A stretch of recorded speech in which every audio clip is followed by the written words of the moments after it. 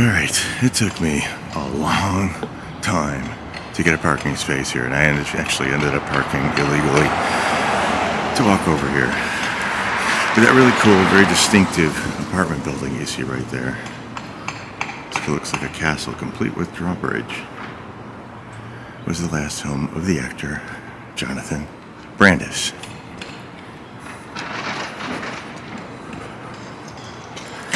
Now I know him mostly from the TV show It, before it was a movie. It was a TV show, 2 nights, and I loved it. I loved It, and also Ladybugs was like a cult movie, but 650 South Detroit. Jonathan Brandis was born in Danbury, Connecticut. At the age of 2, he started working as a model for shoes, and by the age of 4, he was doing TV commercials. And by the time he was 6, he got his acting debut on the soap opera One Life to Live. His whole family, he and his mom and his dad relocated to Los Angeles. He had success appearing in a lot of TV shows: Who's the Boss, The Wonder Years, Blossom, LA Law, and Murder, She Wrote. When he was 13, he got the role starring in The Never-Ending Story Part 2, and then he moved on to the 1990 Stephen King horror miniseries, It. Then he appeared in several movies: Ladybugs, Sidekicks, Ride with the Devil, and released posthumously, Bad Girls from Valley High. But he's probably best known for his role as Lucas Wellenchak in the sci-fi series Sequest DSV. He became a teen idol. He had thousands of fan letters a week, and he needed security escorts to get to work. He was nominated for several acting awards, and he won one for the Best Youth Actor in a Leading Role for the TV series Sequest DSV. In his personal life from 1995 to 1998, he dated actress and singer Tatiana Ali. He lived in this really cool old apartment building off Wilshire Boulevard. It was in the hallway of this building where he was discovered by friends. He was transported to Cedars-Sinai Medical Center, where he passed away. I was fortunate enough to speak with someone who had living experience in the building, not in the actual apartment where Brandis lived, but in the building at the time. And we were able to revisit the location with her, and she shared several stories with me regarding paranormal activities in the building. Now, these stories are not verified to be Jonathan Brandis himself, but it's not ruled out.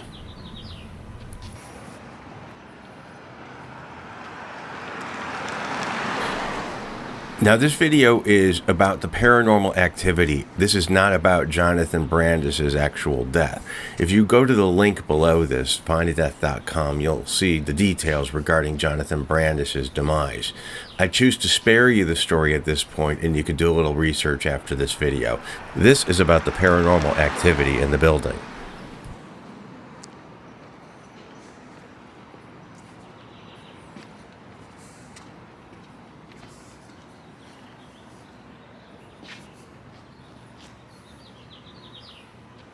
I wasn't here though. That's okay, but you know the story. I do.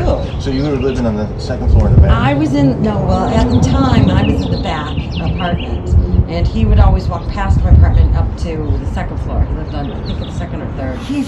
I don't know if it's him though, but when I have a date over, that's when things get a bit strange. Lights flicker, things get thrown. So this is where, see these old school? Yeah. So here, I'll show you one. Thank you. And I'm not sure, either off of this thing, I'm not sure which one, because I was in Europe, or this one, but it's one of these.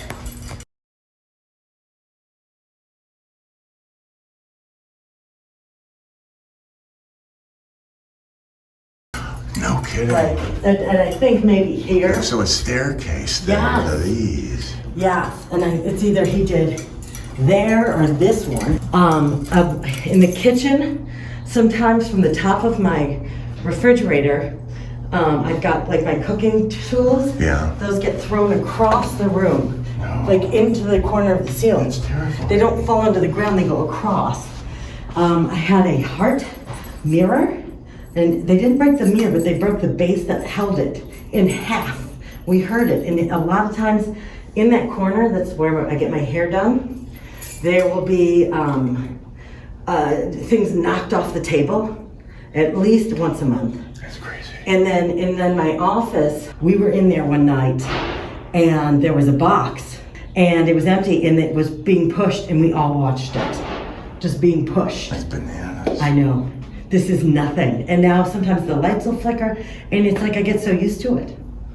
But that's... As long as they're friendly. I always say, whenever I see something I'm out loud, I say, we're good here. Be nice to me. Yeah, I know. But, and then another thing it's been doing is the TV. The boys, it does it whenever the guys are here, whenever my guy friends visit. Yeah. If they're watching the TV, it will take over and just start flipping stations. That's bizarre. It is. And it's like and the remote's on the other side of the room or something. Aside from it being bizarre, does it scare you? I don't know what to do. I think it's cool. As long as he doesn't rip or ruin my clothes or shoes. You get bags of Hawaiian salt if you wanted to, and just throw it around. You really hit all your corners. Or sage is easy too. Yeah, I do. Smudging it. Sage. I think we've tried it. I know. Wow, I can't believe I got in.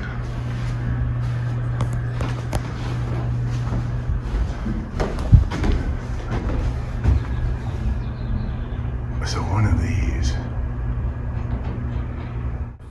I found out later that Jonathan lived in Unit 202 of this building, down the hall from where my friend lived. I was able to take a moment to stroll down the hallway of this incredible 1931 building and realize how fortunate I was to be able to do that.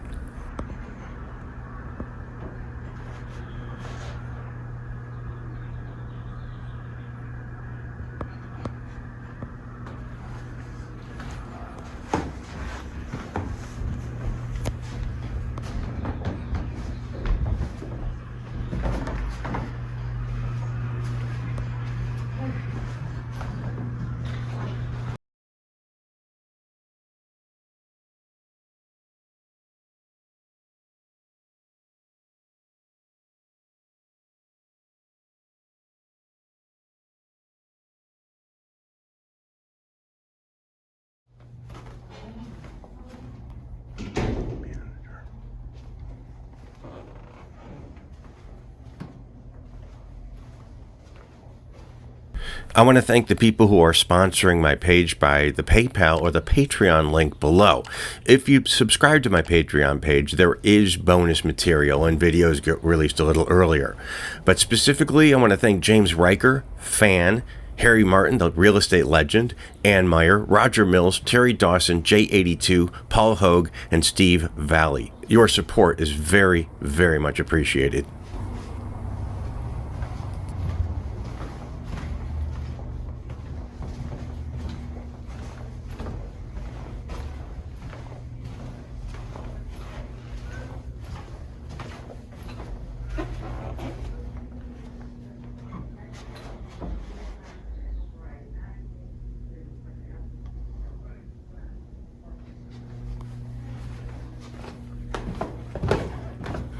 While doing my all-important mailbox research, I found some pictures I took over 15 years ago of this building. And Jonathan Brandis' mailbox was actually outside the building. They filled it in and moved the boxes on the inside of the lobby area. So if you look at these pictures, you'll see Jonathan Brandis' original mailbox. Now, how exciting is that? Well, that was fortuitous, wasn't it? Nice people.